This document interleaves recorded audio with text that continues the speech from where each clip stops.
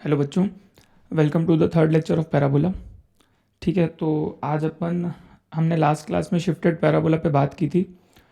ठीक है, हमने ये भी देखा था कि how to find the equation of parabola if the axis is given, tangent at vertex is given and latus rectum is given. है ना, मतलब अगर मैं आपको पैराबोला की एक्सेस बता दूँ, टेंजेंट एट वर्टेक्स बता दूँ और लेटेस्ट रेक्टम दे दूँ, तो आप पैराबोला की इक्वेशन लिख सकते हो। उसका एक तरीका है ना। तो ये वाली चीज़ काफ़ी इंपॉर्टेंट है, इससे रिलेटेड क्वेश्चंस बनते हैं, तो आप ये एक बार समझ लिए रहना। ठीक है, ये वाला चीज़ आप एक बार देख लेना। अगर आप ऐसे बच्चे हो जिसको बेसिक नहीं पता पैराबोला के, तो सबसे पहले आप लेक्चर 1 लेक्चर 2 देख लो बेटा, है ना। ऑलरेडी अपलोड कर चुका हूँ मैं पैराबोला का लेक्चर 1 और लेक्चर 2, तो सबसे पहले आप वो जाके देखो। ठीक है, उसके बाद आप लेक्चर 3 देखो। उससे क्या होगा, आपको बहुत बेहतर समझ में आएगा, है ना। आप फ्लो में आ जाओगे और काफ़ी अच्छी अंडरस्टैंडिंग रहेगी। ठीक है, तो चलिए अपन स्टार्ट करेंगे, है ना। तो शिफ्टेड पैराबोला पे एक और क्वेश्चन करेंगे। ठीक है, तो ये क्वेश्चन है ना, आप ट्राई कर सकते हो। ठीक है, साथ में करते हैं अपन। ठीक है, देखिए सबसे पहले यहाँ पर अपन को परफेक्ट स्क्वायर में कन्वर्ट करना चाहिए, राइट। तो वाई वालों को क्लब कर लेते हैं। तो 4y² माइनस में 20y, ठीक है, और -12x -67 हो जाएगा। ठीक है भाई, बहुत बढ़िया। 4 कॉमन ले लेते हैं, क्योंकि लीडिंग कोफिशिएंट क्या है ना, 1 बनाना होता है। जिनको परफेक्ट स्क्वायर बनाने नहीं आता उनको बता दूं कि परफेक्ट स्क्वायर बनाने के लिए सबसे पहले जो वाई स्क्वायर का कोफिशिएंट है आपको बेटा 1 बनाना पड़ेगा। ठीक है, -12x -67, बहुत बेसिक से करेंगे, स्टेप बाय स्टेप करेंगे, कोई तकलीफ नहीं है। ठीक है, सीधी सी बात है, यहाँ पे y -5/2 का होल स्क्वायर करना पड़ेगा। ठीक है क्या, और ये जब करेंगे तो माइनस में 5/2 का क्या, तो -12x -67 ऐसा कुछ आ जाएगा। ठीक है, तो बेसिकली ये लिखा है y में 4 इंटू वाई -5/2 का होल स्क्वायर आ जाएगा। ठीक है, ऐसा आ जाएगा। -4 में 4 के साथ क्या आ जाएगा, 25/4, और इक्वल टू में -12x -67। ठीक है बच्चा, 4 कट जाएगा, यहाँ पे 4 कट जाएगा, 25 उधर चले जाएगा, तो 4 के साथ क्या आ जाएगा, y -5/2 का होल स्क्वायर। ठीक है, और उधर चले जाएगा तो -12x -67 प्लस में 25 आ जाएगा। ठीक है, तो -67 प्लस में 25, तो अब देख लो क्या होता है ये।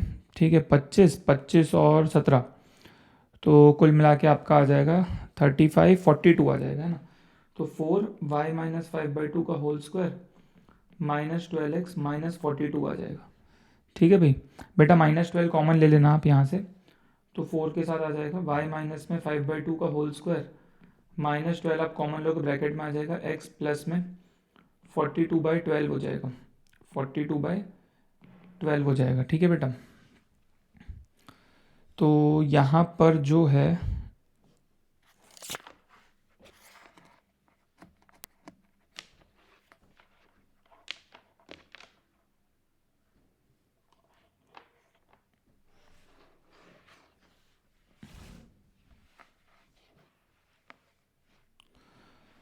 ठीक है, चलिए तो इसमें अपन आगे बढ़ते हैं। ऐसा कुछ बनता हुआ दिखेगा, तो 4 के साथ आ गया y -5/2 का होल स्क्वायर और -12, और ये आ गया x प्लस में इसको आप देखोगे तो कितना आ जाएगा, 3 से जाएगा ना, तो 14/3 आ जाएगा, या 14/4 आ जाएगा। ठीक है भाई, 14/4, परफेक्ट स्क्वायर में कन्वर्ट करोगे ना, लास्ट में आपको ऐसा कुछ मिलेगा। ठीक है, तो सीधी सी बात है, ये आ गया y -5/2 का whole square equal to -3x plus में 7/2। ठीक है, तो आपको ऐसा कुछ मिल जाएगा। आप इसको कैपिटल, अब सीधी सी बात है यार, इसको कैपिटल y लूँगा, इसको कैपिटल x लूँगा, तो ये आ जाएगा y² इक्वल्स टू -3x। तो ये स्टैंडर्ड पैराबोला टाइप का आ गया। ये क्या आ गया मेरा, स्टैंडर्ड पैराबोला टाइप का आ गया। अब इससे कंपेयर करके चीज़ें निकाल लूँगा, सबसे पहले इसको प्लॉट कर लूँगा, है ना। सबसे पहले इसको प्लॉट कर लूँगा, तो पता नहीं यार स्क्रीन बार बार क्यों जा रही है, मुझे बिल्कुल आइडिया नहीं हो पा रहा है इस चीज़ का, लेकिन ठीक है, देखते हैं यार ये।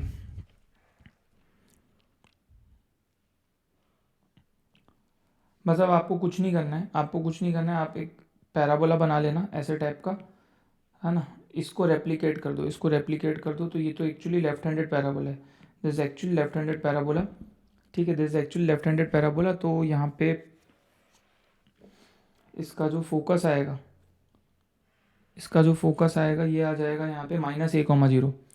तो यहाँ पे 4a की एक्चुअली ये 3 जो है ये तो 4a है एक तरीके से, तो 4a = 3 हो जाएगा। तो a की वैल्यू आ जाएगी बेटा 3/4। a की वैल्यू आ जाएगी आपके पास 3/4। तो this is actually -3/4, 0। This actually -3/4, 0 है ना। तो कोई दिक्कत नहीं है, यहाँ पे आपको क्या करना है, -a,0 होता है ना, बस अब आपको चीज़ें निकालनी है। ठीक है, तो सबसे पहले वर्टेक्स निकालूंगा। सबसे पहले वर्टेक्स क्या होता है बेटा, x = 0, y = 0। तो कैपिटल X कैपिटल Y को 0 करोगे तो आपके पास बेटा क्या आ जाएगा, वर्टेक्स आ जाएगा। हमारे केस में कैपिटल X क्या है, x + 7/2। यहाँ से आपको कैपिटल X कैपिटल Y मिल जाएगा। तो कैपिटल X को 0 करोगे तो x + 7/2 की वैल्यू 0 आ जाएगी, और कैपिटल Y को 0 करोगे तो y - 5/2 की वैल्यू 0 आ जाएगी। ठीक है, तो यहाँ से स्मॉल x की वैल्यू आती है -7/2 और स्मॉल y की वैल्यू आती है 5/2। तो आपका जो वर्टेक्स ऑफ द पैराबोला है ये आ जाएगा basically -7/2, -7/2, 5/2। This actually the vertex of the parabola. इसके बाद अपन फोकस निकालते हैं। तो फोकस होगा बेटा -a,0। तो कैपिटल X को आपको -a करना है और कैपिटल Y को आपको 0 करना है।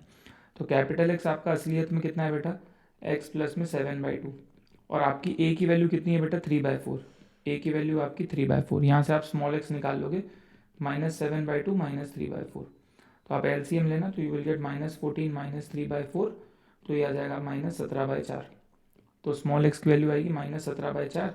सिमिलरली आप y निकाल लेना, कैपिटल Y को आप 0 करोगे तो y - 5/2 0 हो जाएगा, तो y की वैल्यू आ जाएगी बेटा 5/2। तो आपका फोकस का कोऑर्डिनेट क्या आ गया यहाँ से कुल मिला के, -17/4, 5/2। ठीक है ना भाई, ये आ जाएगा आपका फोकस। सही है, बहुत बढ़िया। सिमिलरली आप चीज़ें निकाल लो बेटा, है ना, आप चीज़ें निकाल लो। आप यहाँ पे और क्या निकालोगे,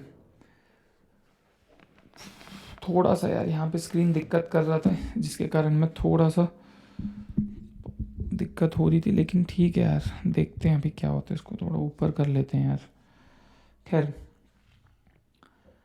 आइए अपन निकालते हैं टेंजेंट एट वर्टेक्स। क्या निकालते हैं बेटा, tangent at vertex. Tangent at vertex क्या है अपना, obviously this is the tangent at vertex, so this is actually the y axis, this is actually the y axis. तो इसका इक्वेशन होगा x = 0। x = 0, तो टेंजेंट एट वर्टेक्स का equation क्या होगा, x = 0। x = 0 करोगे तो बेसिकली आपके पास आ जाएगा x + 7/2 को आपको 0 करना पड़ेगा। तो स्मॉल x की वैल्यू आ जाएगी बेटा -7/2। स्मॉल x की वैल्यू आ जाएगी बेटा आपके पास -7/2। चलिए बहुत बढ़िया, है ना, बहुत ही बढ़िया। तो ये भी आ जाएगा आपके पास। यहाँ पर अपन देख सकते हैं कि अच्छा लेटस रेक्टम भी निकाल लेते हैं ना। देखिए लेंथ ऑफ लेटस रेक्टम तो सीधी सी बात है, लेंथ ऑफ लेटस रेक्टम क्या होगी, वो तो 4a होती है।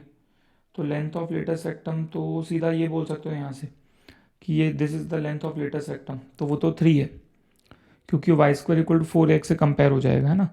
तो लेंथ ऑफ लेटस रेक्टम के लिए तो कोई तकलीफ नहीं, वो तो सीधा सीधा 3 आ जाएगी। हाँ, इक्वेशन ऑफ लेटस रेक्टम अगर मेरे से पूछे तो बेटा लेटस रेक्टम का जो इक्वेशन होता है, सीधी सी बात है, लेटस रेक्टम फोकस से पास होती है। तो इस केस में ये जो लाइन है, ये जो वर्टिकल लाइन है, this is actually the latus rectum. तो this is actually x = -a। तो मेरे सिचुएशन में बोलूँगा capital X = -a, capital X = -a, capital X is small x + 7/2 and a की वैल्यू है 3/4। तो यहाँ से small x you will get -7/2 -3/4, ये ऑलरेडी हमने निकाला हुआ है, -17/4 आ जाएगा। ये बेटा क्या है, इक्वेशन ऑफ लेटस रेक्टम है। क्या है अपना, इक्वेशन ऑफ लेटस रेक्टम है। तो कुल मिला के ये जो पैराबोला था ना बेटा हमारा, कुल मिला के ये जो पैराबोला था, this is actually shifted parabola, है ना। इसका वर्टेक्स शिफ्ट हो गया कहाँ पे, -7/2 और 5/2 पे। इसका वर्टेक्स यहाँ पर शिफ्ट हो गया, है ना, मतलब पूरा पैराबोला बेसिकली शिफ्ट हो गया, है ना। तो पैराबोला का हर एक पॉइंट 7/2 यूनिट्स लेफ्ट साइड और 5/2 यूनिट राइट अपवर्ड शिफ्ट हो गया। सीधी सी बात है, कभी भी x को x - अल्फा से रिप्लेस करते हैं और y को y - बीटा से रिप्लेस करते हैं तो पूरा ग्राफ क्या होता है, alpha unit right side shift हो जाता है और बीटा यूनिट्स अपवर्ड शिफ्ट हो जाते हैं। सिंस कि यहाँ पे x को x + 7/2 से रिप्लेस किया, मतलब पूरा ग्राफ जो है ना 7/2 units 7/2 units left side shift हो जाएगा और 5/2 यूनिट्स बेटा अपवर्ड शिफ्ट हो जाएगा। तो आपको क्या करना होता है ना, आपको basically capital X capital Y करके चीज़ें निकालनी होती है। आपको कैपिटल एक्स कैपिटल वाई करके चीज़ें निकालनी होती है, इतना आपको ध्यान रखना होता है। ठीक है भाई, चलिए ये क्वेश्चन मैं सोचा और करवा दूंगा तो अपनी अच्छी प्रैक्टिस हो जाएगी, है ना। हम आगे बढ़ेंगे थ्योरी में बेटा, है ना, हम थ्योरी में आगे बढ़ेंगे। और जो नेक्स्ट टॉपिक हम पढ़ रहे हैं इसमें, जो हम नेक्स्ट टॉपिक पढ़ रहे हैं बेटा, ये है अपना intersection of line and parabola. Intersection of line and parabola, intersection of a line and a parabola. चलिए बहुत बेसिक से बात करेंगे, आइए बहुत ज़्यादा बेसिक से बात करेंगे। मेरा ऐसा मानना है जो बेसिक पे फोकस करता है वही आगे जाता है लाइफ में, है ना। ये हर चीज़ में अप्लाई होती है ये चीज़, इसीलिए अपन, आप देखोगे मैं कभी भी बताऊंगा तो चीज़ें बहुत स्क्रैच से बताऊंगा, ठीक है। क्या क्या सिचुएशन हो सकती है, आइए उसको बनाते हैं, है ना। अगर अपने पास सपोज एक पैराबोला है, अगर अपने पास एक पैराबोला है तो सीधी सी बात है, या तो लाइन उसको कट करेगी, या तो लाइन उस पैराबोला को कट करेगी, या तो लाइन उस पैराबोला को कट करेगी। सोच के देखो। अच्छा ये भी हो सकता है कि हमारा जो पैराबोला है बेटा, हो सकता है लाइन उसको टच करे, हो सकता है लाइन उसको एक पॉइंट पे टच करे, हो सकता है पैराबोला और लाइन इंटरसेक्ट ही ना करे, लाइन बाहर बाहर से निकल जाए, ये भी हो सकता है। तो ये 3 सिनेरियो बन सकते हैं मेरे हिसाब से, क्या बोलते हो? ये 3 सिनेरियो बन सकते हैं बेटा, ये 3 सिनेरियो बन सकते हैं अपने पास। आई थिंक सबको बात समझ में आ रही है, सबको बात समझ में आ रही है कि सीधी सी बात है सर, या तो लाइन पैराबोला को इंटरसेक्ट करेगी, सर एकदम सिंपल सी बात है, या तो लाइन उसको इंटरसेक्ट करेगी, या तो लाइन टच करके निकल जाएगी, या तो लाइन दूर दूर से निकल जाएगी हवा में, है ना। सपोज मैं लाइन की इक्वेशन मान लेता हूँ बेटा y equal to M X plus C. Suppose मैं लाइन की इक्वेशन मान लेता हूँ y equal to M X plus C, ठीक है भाई। y equal to M X plus C मान लेता हूँ लाइन की इक्वेशन। सपोज मेरा पैराबोला है बेटा Y square equal to 4x। अच्छा जो मैं कंसेप्ट बता रहा हूँ, है ना, वो किसी भी आप जगह अप्लाई कर सकते हो, है ना, ऐसा नहीं कि पैराबोला के लिए वैलिड है। क्योंकि मैं जो कंडीशन ऑफ टेंजेंसी की बात करूँगा, है ना, मैं जो कंडीशन, देखो फिर से स्क्रीन चली जा रही है बीच बीच में, बट देखते हैं थोड़ा सा यहाँ पे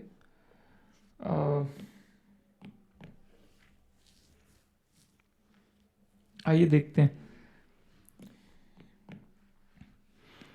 है ना। तो यहाँ पे सबसे पहले तो देखो मैं क्या करूँगा ना, मैं लाइन और कर्व को सॉल्व करना चाहता हूँ। मैं बोल रहा हूँ let us solve the line and the curve. Line and the curve को मतलब मैं पॉइंट ऑफ इंटरसेक्शन निकालने के चक्कर में हूँ।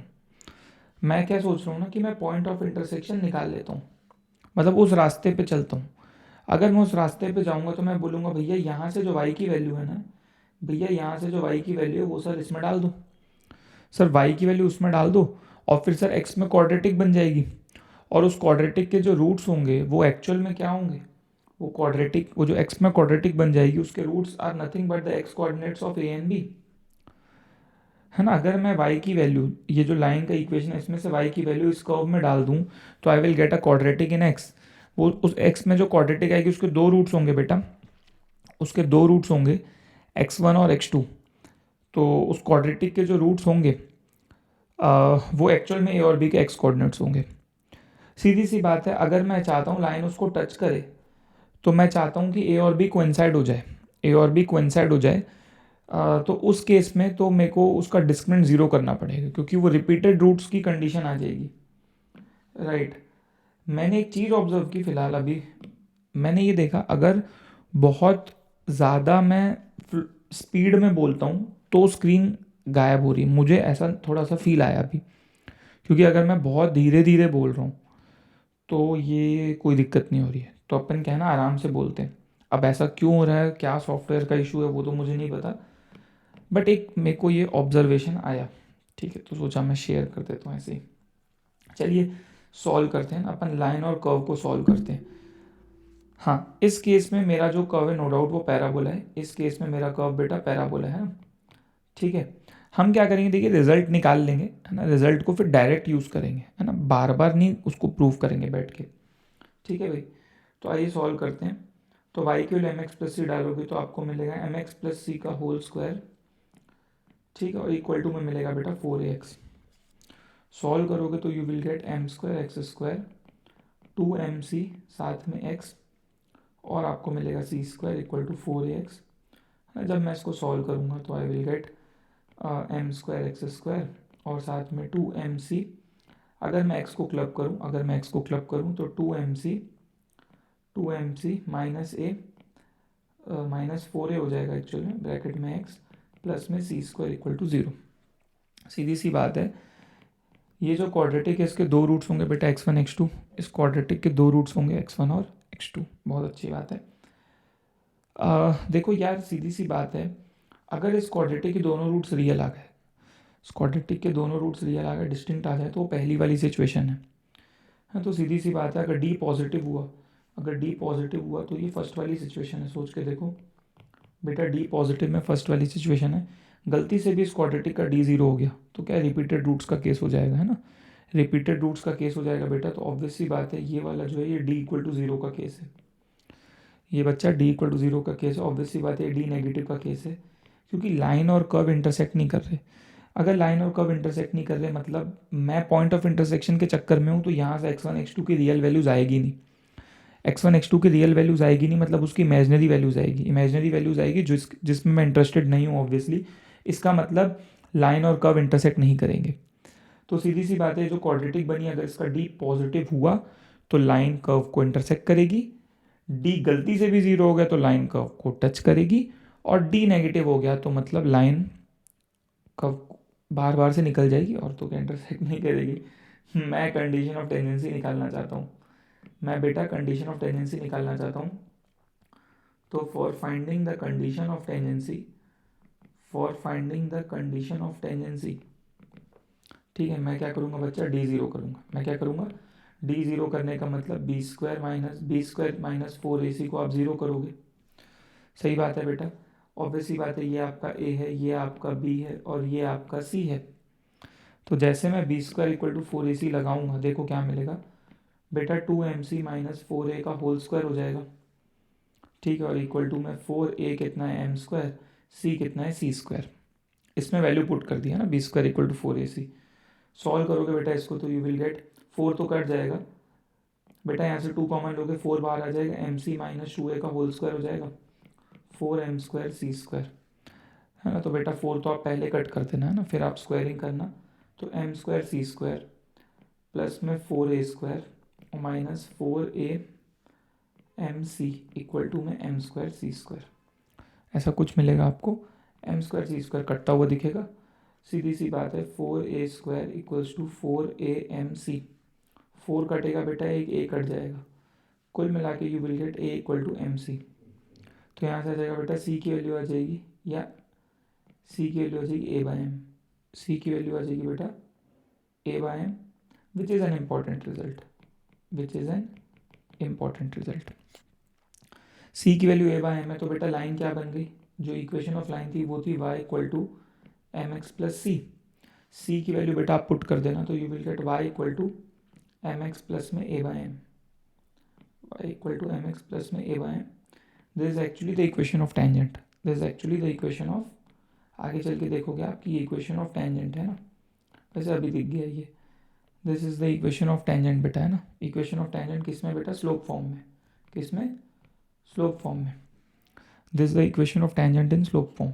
चलिए बहुत बढ़िया, ये बहुत यूज़ होता है, super duper important, this is very very important, this is very very very very very important, ये बहुत ही ज़्यादा यूज़ होगा, एकदम रट के रखो, एकदम रट के रखो। Y square equal to 4ax गलती से भी आ गया, है ना, और उसमें इक्वेशन ऑफ टेंजेंट लिखनी पड़ जाए स्लोप फॉर्म में, आँख बंद करके ये लगा दूंगा, आँख बंद करके ये लगा दूंगा, ठीक है भाई। तो ये रिज़ल्ट आप याद कर लें, है ना, ये रिज़ल्ट आप बेटा याद कर लें, यहाँ तक आप नोट करें, यहाँ तक आप नोट करें, ठीक है। हम आगे बढ़ते हैं, अभी हम आगे बढ़ते हैं, ठीक है। ये रिज़ल्ट अपन ने प्रूव कर लिया, ठीक है बेटा, ये याद करना, ठीक है, बहुत ज़्यादा इंपॉर्टेंट है, सुपर डुपर इंपॉर्टेंट है, ठीक है।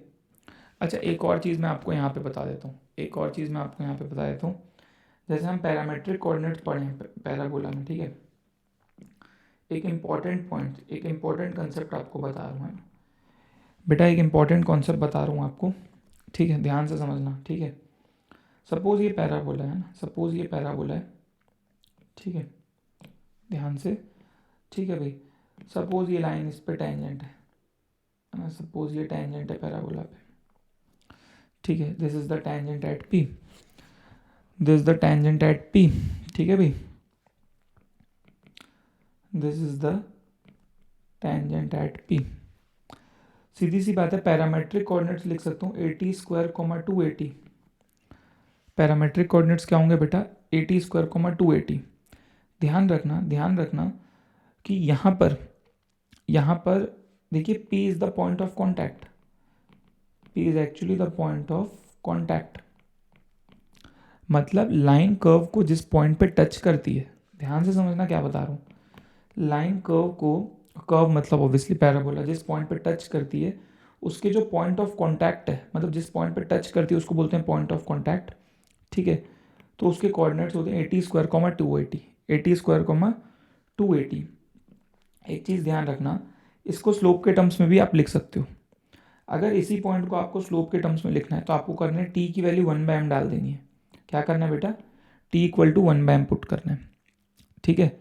क्यों करते हैं मैं आपको बताऊंगा थोड़ी देर में, ठीक है। तो ये पॉइंट क्या बन जाएगा बेटा, a/m स्क्वायर कॉमा 2a/m, ये बन जाएगा a/m स्क्वायर कॉमा 2a/m। तो स्लोप के टर्म्स में भी ऑब्वियसली यहाँ पे m is the slope of the line, या m is actually the slope of the tangent, m is the slope of tangent, ठीक है। तो ये क्यों होता है ये मैं आपको बताऊंगा थोड़ी देर में, ये आपको मैं बताऊंगा थोड़ी देर में, कोई तकलीफ नहीं है, ठीक है। वैसे अगर ये Y square equal to 4ax है, अगर ये Y square equal to 4ax है ना बेटा, तो आप क्या कर सकते हो, आप कर्व को डिफ्रेंशिएट कर सकते हो, आप कर्व को डिफ्रेंशिएट कर सकते हो। तो you will get 2y, y square का डेरिवेटिव 2y, चेन रूल से dy/dx, और ये आपको मिल जाएगा 4a, ठीक है। x का डेरिवेटिव 1 हो जाएगा, ठीक है। तो यहाँ से dy/dx you will gate 2a/y, you will gate 2a/y, ठीक है। dy/dx बेटा क्या होता है, this is actually the slope of tangent, this is actually the slope of tangent, so this is actually 2a/y, है ना, 2a/y। तो ऑब्वियस सी बात है, ऑब्वियस सी बात है, y की वैल्यू क्या है आपके पास बेटा, आपका जो y कोऑर्डिनेट है दैट इज 280, है ना। तो वो आप पॉइंट पुट करोगे ना, पॉइंट पुट करोगे, एक्चुअली ये जो होता है ना, ये dy/dx एट x1y1 होता है, ये जो होता है ना, this actually dy/dx eight x1y1, eight x1y1, ठीक है बेटा। तो x1y1 पे निकालोगे तो ये हो जाएगा 2a/y1, और y1 आप पुट करोगे तो 280 पुट कर सकते हो आप, क्योंकि वो उस पॉइंट का y कोऑर्डिनेट है। तो 2a आपको कट जाएगा बेटा, तो ये 1/t आएगा। तो this actually slope of tangent, this actually the slope of tangent. And slope of tangent को बेटा मैंने क्या माना है, m माना है, इसको मैंने m माना है। तो जैसे आप स्लोप ऑफ टेंजेंट को m लिखते हो तो वहाँ से आपके पास ये रिजल्ट आ जाता है बेटा, क्या आ जाता है कि t की वैल्यू 1/m होती है, t की वैल्यू 1/m होती है, ठीक है। ध्यान रखना t is the parameter, t is the parameter, है ना, जो Y square equal to 4x में पैरामीटर होता है। एंड m इज़ बेटा the slope of tangent, m क्या होता है बच्चा, स्लोप ऑफ टेंजेंट होता है। ये आपको ध्यान रखना है, ये बहुत ज़्यादा इंपॉर्टेंट है, बहुत ज़्यादा यूज़ होगा आगे चल के, ठीक है। कैसे आता है वो मैंने आपको बता दिया, कैसे आता है वो मैंने आपको बता दिया, ठीक है भाई। आगे बढ़े इसमें बेटा, चलिए नेक्स्ट टॉपिक हम देखेंगे, नेक्स्ट टॉपिक हम देखेंगे position of point with respect to parabola, है ना। नेक्स्ट टॉपिक जो बेटा हम देखेंगे, position of point, position of a point, position of a point with respect to parabola, with respect to parabola. अरे बहुत ईजी है, तो कुछ है नहीं, एकदम फर्जी टॉपिक है, इधर समझना, कुछ नहीं, कुछ फॉर्मूला बाजी नहीं है, बस एक चीज़ करना है, एकदम सिंपल है। ये आप जितना बताया उतना सुन लोगे ना, ख़त्म, इससे रिलेटेड सब कुछ हो जाएगा। बेस्ट बता रहा हूँ आपको जो हो सकता है, बस आप एक बार समझ लिए रहो। कुछ नहीं है, एक एग्जांपल से बताता हूँ, ठीक है, बहुत बहुत ईजी है। देखो Y square equal to 4x अपना पैराबोला है, ठीक है। देखो अपने को एक पॉइंट दे देगा, अपने को बेटा एक पॉइंट देगा x1y1, ठीक है, अपने को पॉइंट देगा बेटा x1y1, है ना, और पूछेगा कि ये पॉइंट अंदर है कि बाहर है ना। अब अंदर बाहर क्या होता है बता देता हूँ। ये जो रीजन होता है ना, ये वाला, इसको बोलते हैं इनसाइड ऑफ द पैराबोला, ये रीजन है बेटा इनसाइड ऑफ द पैराबोला। और जो ये बाहर वाला, ये जो रीजन है ये वाला, देखा आपको dotted, this actually the outside of the parabola, ठीक है ना बेटा, समझ में आ रही बात। ये रीजन, ये जो रीजन है, this is the inside of the parabola, ये वाला region is the outside of the parabola. सीधी सी बात है, सीधी सी बात है। ये जो है ना कर्व पे अगर पॉइंट लोगे, कर्व पे पॉइंट लोगे तो this is on the parabola, this is on the parabola. अरे भाई तीन चीज़ें, इनसाइड आउटसाइड है, कर्व के ऊपर है तो ऑन द पैराबोला। फोकस वाले रीजन में ना, अगर ऑब्वियसली पता है फोकस आएगा, अगर फोकस वाले रीजन में हो तो इनसाइड में हो, और उसके दूसरा जो बचा वो बेटा क्या, आउटसाइड। अब सीधी सी बात है, पॉइंट देगा बोलेगा चेक करके बताओ इनसाइड है कि आउटसाइड है। तो भाई अगर मेरे को सीधी सी बात है, मैं फोकस डाल के चेक कर लेता हूँ। देखिए मैं कर्व को क्या लिखने वाला हूँ, मैं कर्व को क्या लिखने वाला हूँ, ध्यान से देखना आप। वाई स्क्वायर माइनस 4ax है ना, इसको मैं एस लिखता हूँ। क्या लिखता हूँ बेटा, एस। मतलब ये एस की वैल्यू है ना, ये मतलब ऑब्वियसली यहाँ पे इसको ज़ीरो कर सकते हो। ये जो एक्सप्रेशन है, ये जो एक्सप्रेशन है ना बेटा, ये एक्सप्रेशन को मैं एस बोलता हूँ, इस एक्सप्रेशन को मैं एस बोलता हूँ, ठीक है। मतलब S equal to zero curve होता है, मतलब समझने के लिए।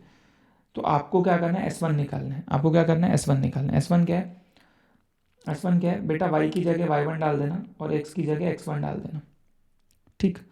इसका साइन देखना है आपको। मैं फोकस डाल के देखता हूँ, आइए आइए मैं फोकस के लिए चेक करता हूँ। मैं देखता हूँ फोकस के लिए क्या हो रहा है। फोकस बेटा a,0 है, a,0 है फोकस। तो आप फोकस डाल के देखते हैं तो ना, तो फोकस के लिए क्या आएगा, S1 कितना आ जाएगा, y1 तो 0 है, तो 0 का स्क्वायर माइनस 4a इंटू ए, तो माइनस 4a²। तो minus which is negative, which is obviously negative, तो नेगेटिव आया। तो फोकस मतलब इस पॉइंट को, सीधी सी बात है, सीधी सी बात है, इस पॉइंट को मैंने कर्व में पुट किया बेटा, इस पॉइंट को मैंने कर्व में पुट किया तो मेरे को क्या मिला, नेगेटिव मिला। इस पॉइंट को मैंने कर्व में पुट किया, मुझे नेगेटिव मिला। सीधी सी बात है, मतलब इस रीजन का हर एक पॉइंट क्या देगा, नेगेटिव देगा। तो मेरे को समझ में आ गया, फोकस इसमें पुट करता हूँ तो नेगेटिव आता है, इस एक्सप्रेशन में पुट करता हूँ तो मतलब फोकस ने फोकस ने इस एक्सप्रेशन को नेगेटिव बनाया, फोकस ने इस एक्सप्रेशन को नेगेटिव बनाया। इसका मतलब इस रीजन का हर पॉइंट इसको क्या बनाएगा, नेगेटिव बनाएगा। बस बात खत्म। तो मैं जनरलाइज कर देता हूँ यहाँ पे अपने लिए कि इफ S1 मेरा नेगेटिव आ जाए, S1 में इस चीज़ को बोल रहा हूँ, S1 नेगेटिव आ जाए है ना, तो point lies inside the parabola, point lies inside the parabola. सीधी सी बात है। गलती से मेरा S1 पॉजिटिव आ जाए तो मैं बोल दूंगा point lies outside the parabola, और अगर मेरा S1 0 आ जाए तो point lies on the parabola, point lies on the parabola. बस खत्म, इतना सही कॉन्सेप्ट है भाई, यही कॉन्सेप्ट है, बस इसको अप्लाई करना होता है, ठीक है भाई। अरे जैसे सर्कल में करते थे ना, inside S1 negative S1 positive, same वैसे ही है। बस यहाँ क्या है, फोकस के रिस्पेक्ट में बात कर लेना तो वो काम हो जाएगा आपका, आपका काम हो जाएगा। मेरे हिसाब से ये चीज़ सभी को क्लियर है, मेरे हिसाब से ये चीज़ सभी को क्लियर है, ठीक है। S1 समझ गए ना आप, S1 आपको वाई स्क्वायर माइनस 4ax डालना है ना, इस एक्सप्रेशन को मैं S1 बोल रहा हूँ बेटा। ये जो एक्सप्रेशन है ना, दिस एक्चुअली S1। तो ये मैं S1 बोल रहा हूँ, मतलब मैं क्या y1² माइनस 4ax1 की वैल्यू की बात कर रहा हूँ। ये इसका मतलब है y1² माइनस 4ax1। अरे कुछ नहीं करना है, पॉइंट को कर्व में डालना है यार, पॉइंट को कर्व में। अच्छा, कई लोग इसका उल्टा भी देख सकते हैं। कई लोग क्या करेंगे, इसको उल्टा लिखेंगे कि सर मैं तो 4ax माइनस y1 को चेक करूंगा तो सर तो सर फोकस पॉजिटिव बनाएगा, उस केस में सर यहाँ पॉजिटिव आ जाएगा। वो वैसे भी कर सकते हो, वो कोई दिक्कत नहीं, कैसे भी कर सकते हैं, उसकी कोई दिक्कत नहीं है, ठीक है, उसकी कोई दिक्कत नहीं है, ठीक है ना। सही है मेरे हिसाब से, ठीक है। चलिए बहुत बढ़िया, आगे बढ़ते हैं। इक्वेशन ऑफ टेंजेंट देखते हैं, आइए डिफरेंट फॉर्म्स में ना, इक्वेशन ऑफ टेंजेंट देखते हैं हम डिफरेंट फॉर्म्स में, ठीक है। बहुत इंपॉर्टेंट है, बहुत ध्यान से समझना है अपन को, ठीक है। और आगे पढ़ते हैं। तो equation of tangent, equation of tangent in different forms. मैं उम्मीद कर रहा हूँ कि आप साथ में लिख रहे हो, मैं उम्मीद कर रहा हूँ कि आप साथ में लिख रहे हो, ताकि बेटा मैथ्स में लिखोगे नहीं इतना तो कोई मतलब नहीं है, लिखोगे नहीं तो कोई मतलब नहीं है, लगेगा हाँ बहुत बढ़िया बहुत मस्त पढ़ा हो सर, एक नंबर, मज़ा आ गया। लेकिन लिखना is very very important in mathematics. बिना लिखे आप चीज़ें नहीं समझ सकते, बिना लिखे आप चीज़ें नहीं समझ सकते, आप विश्वास मानो मेरी बात, ठीक है। तो सबसे पहले अपन आ जाते हैं पॉइंट फॉर्म में, ठीक है। सबसे पहले बेटा आ जाते हैं पॉइंट फॉर्म में, ठीक है। पॉइंट फॉर्म में इक्वेशन ऑफ टेंजेंट, ठीक है। पॉइंट फॉर्म में अगर आपको इक्वेशन ऑफ टेंजेंट लिखना है तो आपको लगाना है T equal to zero. T equal to zero कैसे होता है, क्या होता है, सब बता रहा हूँ मैं आपको कैसे होता है, क्या होता है। देखो भाई, सपोज ये अपना पैराबोला है, सपोज ये अपना पैराबोला है y square equal to 4x। Suppose ये पैराबोला है y square equal to 4x और किसी पॉइंट पी पे आपको टेंजेंट पूछ ले, किसी पॉइंट पी पे आपको टेंजेंट पूछ ले, हमें इस पॉइंट पे टेंजेंट की इक्वेशन निकालनी है, ठीक है। सपोज ये पॉइंट गिवन है ना x1 y1, क्या गिवन होगा इस केस में, पॉइंट गिवन होगा x1 y1। तो वो अपने से x1 y1 पे टेंजेंट पूछ रहा है, x1 y1 पे टेंजेंट पूछ रहा है, ठीक है। तो equation of tangent, equation of tangent, equation of tangent at the point, at the point p x1 y1, at the point p x1 y1, equation of tangent at the point p x1 y1 is given by t equal to 0, ठीक है। is given by t equal to 0। और t equal to 0 क्या चीज़ है बेटा, ध्यान रखना, t equal to 0 होता है रिप्लेसमेंट्स। t equal to 0 क्या होता है, रिप्लेसमेंट। रिप्लेसमेंट कैसे करते हैं उस पर थोड़ी बात करते हैं आइए। तो जो स्टैंडर्ड रिप्लेसमेंट्स हैं वो आपको पता होने चाहिए, सर्कल में हम बताते हैं, लेकिन चलिए मैं आपको यहाँ भी बता देता हूँ। तो जो स्टैंडर्ड रिप्लेसमेंट्स हैं वो आपको ध्यान रखने हैं, जो स्टैंडर्ड रिप्लेसमेंट्स हैं वो आपको ध्यान रखने हैं ना।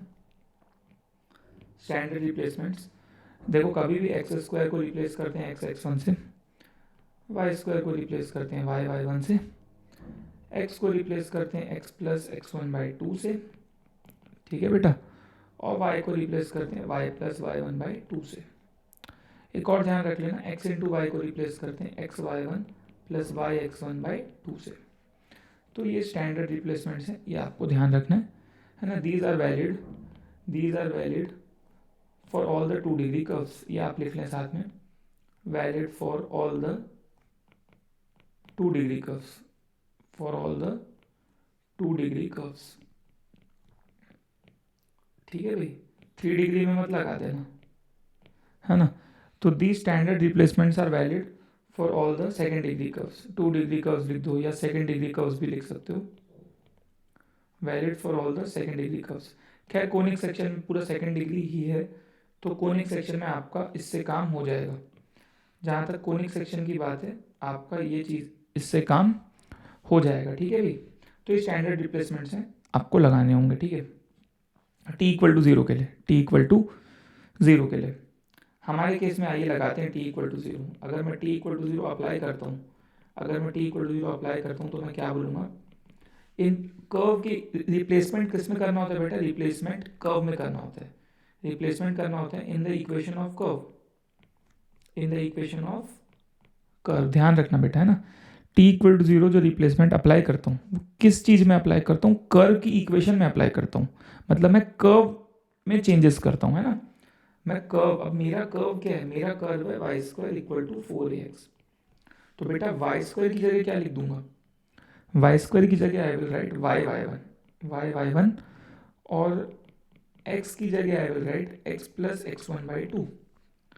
इसकी जगह आपको y1 लिखना है, इसकी जगह आपको x प्लस x1/2 लिखना है, ठीक है। एक 2 कट जाएगा नो डाउट, तो यहाँ से मिलेगा अपने को, यहाँ से मिलेगा बेटा y1 इक्वल टू ट्वाइस से x प्लस x1, ठीक है भाई।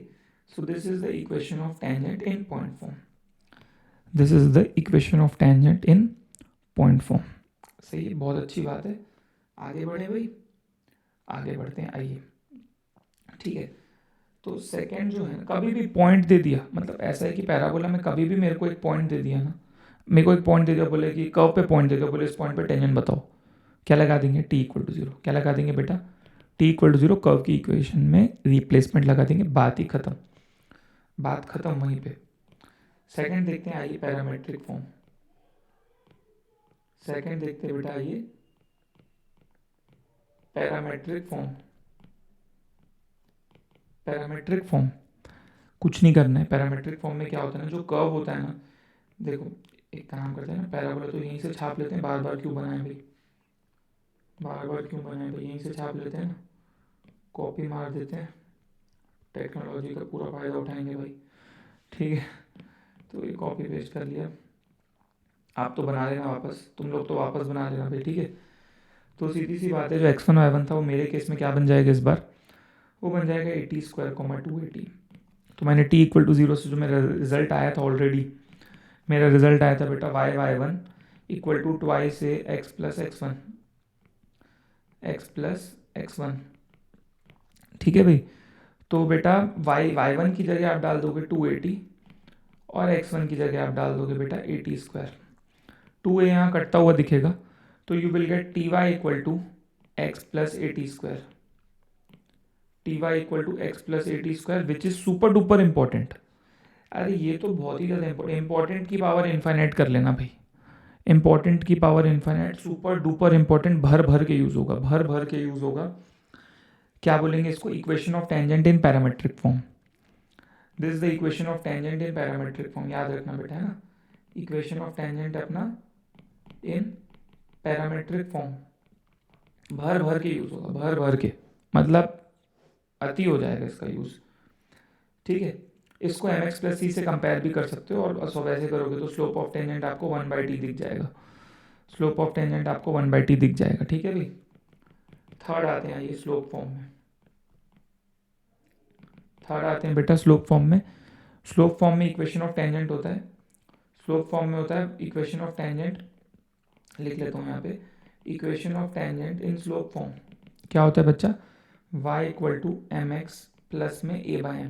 अभी निकाला था थोड़ी देर पहले कंडीशन ऑफ टेंजेंसी से, y=mx प्लस a/m, या अभी मैंने थोड़ी देर पहले ऊपर आपको डिराइव करके बताया था, using condition of tangency, using condition of tendency. तो this is also very important, ये भी आपको बहुत ज़्यादा यूज़ पड़ेगा। तीनों इंपॉर्टेंट है, सुपर डुपर इंपॉर्टेंट है, तो ये आप बेटा याद कर लें यहाँ तक। ठीक है, ये आप बेटा याद कर लें यहाँ तक, इसमें कोई तकलीफ है तो बताइए। ये गोवा रूल मैं आपको पहले बता चुका हूँ, point of intersection of tangents, एक नोट लिखवा देता हूँ फिर से यहाँ पे। गोवा रूल वैसे मैं आपको बता चुका हूँ, लेकिन फिर भी यहाँ मैं बता देता हूँ। ठीक है, कभी भी पॉइंट ऑफ, जैसे मान लो एक एग्जांपल से आपको बताता हूँ, एक फिगर बना देता हूँ। जैसे मान लो ये पैराबोला है, ठीक है, ध्यान से समझना, ध्यान से समझना भाई। मान लो ये पैराबोला है अपना, स्टैंडर्ड पैराबोला पे बात कर लेते हैं।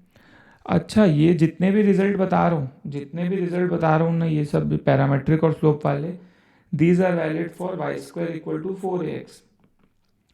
अगर कर्व शिफ्ट हो गया तो आपको कैपिटल X कैपिटल Y लेके वो मैनिपुलेशन उस पर करना पड़ेगा। दूसरी चीज़, अगर दूसरा कोई कर्व आ गया x² = 4by, तो वो रिजल्ट्स वैलिड नहीं रहेंगे, इसके लिए वैलिड नहीं रहेंगे, इसके लिए अपने को अलग से निकालना पड़ेगा, इसके लिए बच्चा अपने को अलग से निकालना पड़ेगा। तो ध्यान रखना उस चीज़ का, है ना, ऐसा नहीं कहीं भी कुछ भी लगा दिए। खैर हम क्वेश्चंस के थ्रू उस चीज़ को समझेंगे, हम क्वेश्चंस के थ्रू उस चीज़ को नो डाउट समझेंगे। ठीक है, आई थिंक आपको बात समझ में आ रही है ना। तो सपोज़ ये वाला जो पैराबोला है अपना, सपोज़ ये पैराबोला है बेटा y² = 4ax, है ना। सपोज़ ये पैराबोला है y² = 4ax, ये पॉइंट का पैरामीटर t1 है ना, इस पॉइंट पे टेंजेंट बना लिया, इस पॉइंट का पैरामीटर t2 है ना। तो सपोज़ t1 t2 का वो पॉइंट ऑफ इंटरसेक्शन की बात कर रहा है। ठीक है, सपोज़ t1 t2 पे टेंजेंट बनाया अपन, सपोज़ t1 t2 पे टेंजेंट बना, तो ये पॉइंट ऑफ इंटरसेक्शन पूछ लेगा आपसे। तो पॉइंट ऑफ इंटरसेक्शन कैसे आएगा बेटा, गोवा रूल से आएगा, मैंने आपको पहले ही बता चुका हूँ कि point of intersection of tangents कैसे आएंगे, सीधा सीधा गोवा रूल से आएगा, where g is the geometric mean and a is the arithmetic mean. इस पॉइंट का पैरामीटर होगा 81² 281, इस पॉइंट का पैरामीटर होगा बेटा 82² 282। अच्छा, बस अब आपको इन दोनों का, इसका जो, इसका मान लो x, y ले लेते हैं, इसको x, y लोगे तो x जो आता है वो आता है a t1 t2 आता है, और y जो आता है बेटा वो आता है a t1 + t2। ठीक है बच्चा, ये क्लियर है आपको, चलिए बहुत बढ़िया। और कैसे आता है वो भी आपको पता है कि this is actually the geometric mean of a t1² and a t2², right, and this is actually the arithmetic mean of this is actually the arithmetic mean of 281 and 282। इस चीज़ का आपको ध्यान रखना है, point of intersection of tangent Goa rule से आएगा, super duper important, super duper important एक property है जो यहाँ पे मैं आपको बिल्कुल बताना चाहूँगा। ठीक है, अब एक जो प्रॉपर्टी बता रहा हूँ वो भी सुपर डुपर इम्पॉर्टेंट है, उसको भी आपको बेटा ध्यान रखना है ना। ठीक है, वेरी इंपॉर्टेंट प्रॉपर्टी है, मैं इसे लिख देता हूँ। वेरी इंपॉर्टेंट प्रॉपर्टी, बहुत ज़्यादा पूछी जाती है ना, बहुत ज़्यादा पूछी जाती है। ठीक है, वेरी इंपॉर्टेंट प्रॉपर्टी। प्रॉपर्टी क्या है, देखिए प्रॉपर्टी क्या है ना। पहले या तो आपको स्टेटमेंट लिखवा देता हूँ, है ना। टेंजेंट्स ड्रॉन, ऐसे लिख लेना आप, tangents drawn at the extremities of a focal chord, tangents drawn at the extremities, है ना। ध्यान से देखो बेटा, tangents drawn at the extremities of a focal chord, tangents drawn at the extremities of a focal chord, है ना। tangents drawn at the extremities of a focal chord intersects the directrix at right angles, super duper important. ठीक है, क्या लिखा है, tangents drawn at the extremities of a focal chord. तो focal cord की extremity पे अगर मैं टेंजेंट बनाऊंगा तो वो डायरेक्ट्रिक्स पे मिलेगा बेटा, और 90 डिग्री पे मिलेगा। एकदम खास बात है, एकदम खास बात है। कैसे, मतलब फिगर बनाते हैं, ये फिगर बनाते हैं ताकि अपने को एक अंडरस्टैंडिंग आए कि हम क्या बोलना चाहते हैं, हम क्या बोलना चाहते हैं यहाँ पे। सपोज ये पैराबोला है ना, सपोज ये पैराबोला है, suppose this is the parabola, suppose this is the parabola. ठीक है, suppose this is y square equals to 4ax, suppose this y square equals to 4ax। ठीक है भाई, चलिए बहुत बढ़िया। तो यहाँ पर ना, यहाँ पर सपोज ये अपनी फोकल कॉर्ड है, suppose this the focal chord. ठीक है, तो फोकल कॉर्ड की एक्सट्रीमिटी पे टेंजेंट्स बनाएंगे। तो ये एक एक्सट्रीमिटी हो गई, यहाँ टेंजेंट बन गया, और ये दूसरी एक्सट्रीमिटी हो गई, ये दूसरी एक्सट्रीमिटी हो गई, यहाँ टेंजेंट बन गया। ठीक है भाई, अच्छे से बना लो। आई थिंक सबको बात समझ आ रही है, ऐसा कुछ बनेगा मतलब, ठीक है ना यार। ठीक है, इसको एक्सटेंड कर लेना थोड़ा सा, है ना। तो ये पी क्यू मान लो, suppose P Q is the focal chord, P Q is the focal chord, है ना, P Q is the focal chord. ठीक है, फोकल कॉर्ड है तो ऑब्वियसली ये a,0 होगा, ये क्या होगा बेटा, a,0 होगा। ठीक है, तो इसका पॉइंट ऑफ इंटरसेक्शन आएगा ना, तो ये एक्चुअल में डायरेक्ट्रिक्स पे आएगा, एक्चुअल में ये डायरेक्ट्रिक्स पे आएगा, ऐसा बोलना चाहते हैं। कहाँ पे आएगा बेटा, डायरेक्ट्रिक्स पे आएगा। डायरेक्ट्रिक्स मतलब this actually x equal to minus है, एक्स डायरेक्ट्रिक्स पे आएगा, और प्लस प्लस प्लस 90 डिग्री पे आएगा भैया, 90 डिग्री, मतलब this angle is actually 90 degree. समझ में आ रही है आपको बात। तो फोकल कॉर्ड है ना बेटा, ये देखो, ये फोकल कॉर्ड है, ये फोकल कॉर्ड है, तो इसकी एक्सट्रीमिटी, एक्सट्रीमिटी मतलब पी और क्यू, फोकल कॉर्ड की एक्सट्रीमिटी मतलब फोकल कॉर्ड जो है, ये जो कॉर्ड है जो फोकस से पास होती है उसको फोकल कॉर्ड बोलते हैं। ये कॉर्ड जो फोकस से पास होती है वो फोकल कॉर्ड होती है। एक्सट्रीमिटी मतलब पी और क्यू हो गया, मतलब वो पैराबोला को कहाँ पे कट करती है ना। तो पी पे टेंजेंट बनाऊँ और क्यू पे टेंजेंट बनाऊँ तो दोनों इंटरसेक्ट होंगे। पी पे टेंजेंट बनाऊँ, क्यू पे टेंजेंट बनाऊँ, दोनों इंटरसेक्ट होंगे और 90 डिग्री पे होंगे। ये प्रॉपर्टी है। चलिए प्रॉपर्टी प्रूफ करते हैं, आइए ना, let us prove the property, let us prove the property. तो प्रूफ पे चर्चा करेंगे, प्रूफ पे चर्चा करेंगे। सीधी सी बात है, मैं पॉइंट ऑफ इंटरसेक्शन निकालने के चक्कर में हूँ, मैं पॉइंट ऑफ इंटरसेक्शन निकालने के चक्कर में हूँ, तो मैं आर का कोऑर्डिनेट निकालना चाहता हूँ, राइट। मुझे पता है कि जो कोऑर्डिनेट्स ऑफ आर हैं या जो point of intersection of tangents हैं वो आते हैं गोआ रूल से, वो आते हैं गोआ रूल से। तो मैं सीधा सीधा क्या करूँगा ना, जो आर पॉइंट है उसका एक्स कोऑर्डिनेट निकाल लूँगा ना भाई, भाई इसका कुछ एक्स होगा कुछ वाई होगा। ठीक है, तो एक्स कोऑर्डिनेट जो आएगा आर का, that is actually the geometric mean, है ना, वो मैं भी निकाल चुका हूँ थोड़ी देर पहले। इसका पैरामीटर बेटा t1 मानोगे, इसका पैरामीटर t2 मानोगे, तो x की वैल्यू आती है a t1 t2 अभी अभी गोआ रूल से मैंने इस पर तो बात कर ही चुका हूँ। हाँ सर बिल्कुल सही बोल रहे हो सर, ये तो अभी अभी निकाल लेते हैं हम। और एक और रिजल्ट है फोकल कॉर्ड का, हमने निकाला हुआ है आई थिंक लेक्चर 1 में शायद, कि अगर t1 t2 are the parameter of the extremities of a focal chord, तो बेटा t1 t2 का प्रोडक्ट -1 होता है। t1 t2 का प्रोडक्ट -1 होता है, ये मैंने पहले भी बताया हुआ है, t1 t2 का प्रोडक्ट -1 होता है। तो सीधी सी बात है, यहाँ पे T1 T2 की जगह आप -1 डाल सकते हो, तो x की वैल्यू आपके पास बन जाएगी -a। T1 T2 -1 property, T1 T2 -1 property होती है फोकल कॉर्ड के लिए, T1 T2 का प्रोडक्ट -1, तो x इक्वल टू -a आ गया।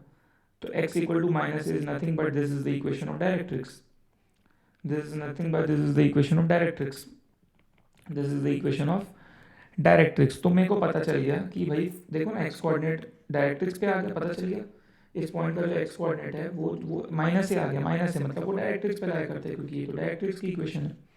बिल्कुल सही बात है, ठीक है भाई।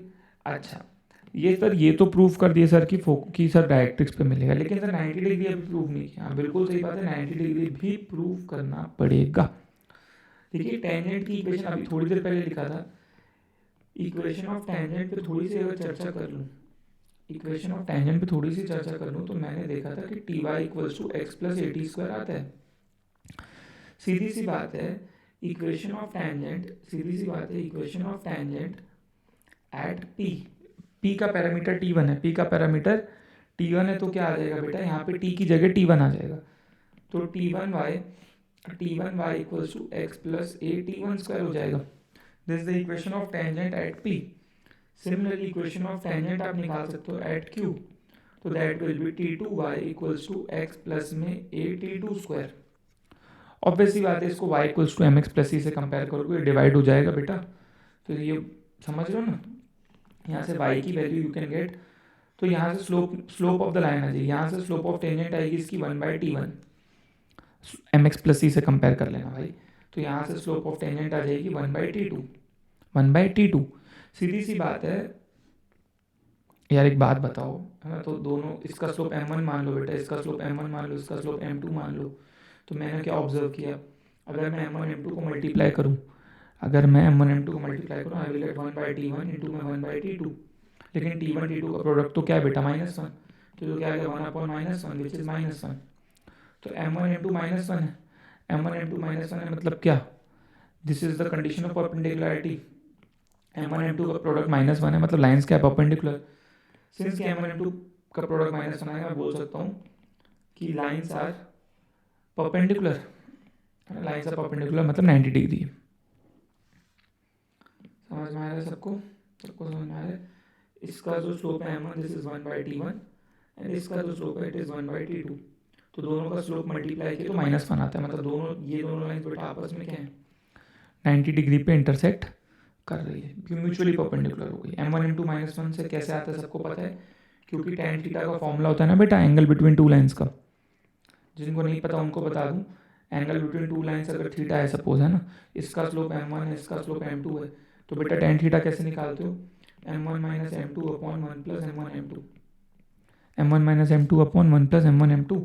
सीधी सी बात है, कभी भी m1 m2 अगर -1 हो जाता है ना, कभी भी m1 m2 -1 होता है, तो बेटा पूरा डिनोमिनेटर क्या हो जाता है, जीरो, पूरा डिनोमिनेटर जीरो, तो पूरी चीज़ नॉट डिफाइंड हो जाती है, तो tan थीटा जैसे नॉट डिफाइंड होता है वैसे ही थीटा अपना क्या हो जाता है बेटा, 90 डिग्री हो जाता है, थीटा अपना क्या हो जाता है, 90 डिग्री हो जाता है, ठीक है। तो ये हमने प्रूव कर दिया, हमने क्या प्रूव कर दिया बेटा, हमने ये प्रूव कर दिया कि फोकल कॉर्ड की एक्सट्रीमिटी पे अगर मैं टेंजेंट बनाऊंगा तो वो डायरेक्ट्रिक्स पे मिलेंगे, फोकल कॉर्ड की एक्सट्रीमिटी पे टेंजेंट बनाऊंगा डायरेक्ट्रिक्स पे मिलेंगे, प्लस प्लस प्लस 90 डिग्री पे मिलेंगे। अच्छा, ये वाइस वर्सा भी ट्रू है कि डायरेक्ट्रिक्स पे कोई पॉइंट उठाओ आप, है ना, एक वाइस वर्सा भी बता देता हूँ आपको, सपोज डायरेक्ट्रिक्स पे एक पॉइंट उठा लिया और उससे टेंजेंट बनाया पैराबोला पे, तुम डायरेक्ट्रिक्स पे कोई भी पॉइंट उठाओ, पैराबोला पे टेंजेंट खींच लो, सीधी सी बात है, अगर पैराबोला है, पैराबोला के बाहर एक पॉइंट है, तो इस पॉइंट से कितने टेंजेंट बन सकते हैं, इस पॉइंट से बेटा बेटा 2 टेंजेंट बन सकते हैं, इस पॉइंट से 2 टेंजेंट बन सकते हैं। तो अगर आप डायरेक्ट्रिक्स से किसी पॉइंट से टेंजेंट बनाओगे ना, तो वो 90 डिग्री पे ही बनेंगे, डायरेक्ट्रिक्स किसी भी पॉइंट से टेंजेंट में 2 टेंजेंट खींचोगे तो ये क्या आएगा, दोनों ये बाय डिफॉल्ट 90 आएगा, समझ रहे हो क्या, डायरेक्ट्रिक्स से पॉइंट से पेयर ऑफ टेंजेंट बनाओगे तो बाय डिफॉल्ट 90 आएगा और फोकल कॉर्ड भी आएगा, तय है। समझ में आ रहा है क्या, तो कभी भी अपने को बोल दे कि पेयर ऑफ टेंजेंट्स के बीच में एंगल 90 डिग्री है, कभी भी अपने को बोल दे कि पेयर ऑफ टेंजेंट्स के बीच में एंगल 90 डिग्री है, तो आप समझ जाना कि वो पॉइंट कहाँ है, डायरेक्ट्रिक्स पे, और वो फोकल कॉर्ड होगी, ये भी तय है, ये भी तय है। तो this property is very very important, extremely useful, ये बहुत बार जेईई मेन में इससे सवाल पूछा गया है, जेईई एडवांस में भी पूछा हुआ है, ठीक है। तो ये चीज़ आपको पता होनी चाहिए, ठीक है। लेट अस मूव अहेड, है ना, लेट अस मूव अहेड, है ना।